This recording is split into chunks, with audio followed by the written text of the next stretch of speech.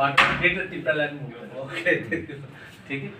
कुछ और भी लोग हमारे संग ज्वाइन कर रहे हैं। आज रतन आया है और आई एम वेरी हैप्पी कि बहुत लोग अब ग्रेटर त्रिपुरालैंड के मूवमेंट में आ रहे हैं।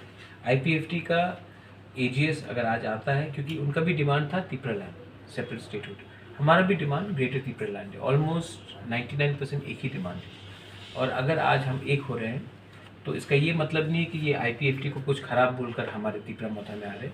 वो भी हमारे भाई हैं, वो भी हमारे एसोसिएट रीजनल आंचलिक पार्टी है, नो प्रॉब्लम। हम लोग सब अपना एक common demand, common platform greater Tripuraland या त्रिपुरालैंड को एक करने के लिए हम लोग एक हो रहे हैं। And I am very happy that ये आया है।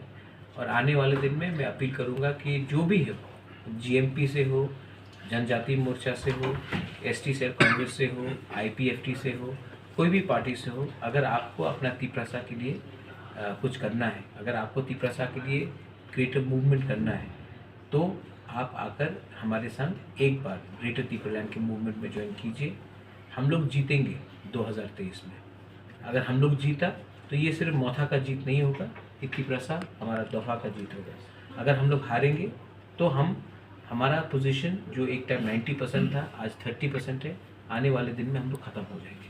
इसके लिए इस बार हमको अपने बारे नहीं सोचना है, इसके बारे अपना पद के बारे नहीं सोचना है, इस टाइम हमको किसी के बारे नहीं, अपना दोहा के बारे सोचना है।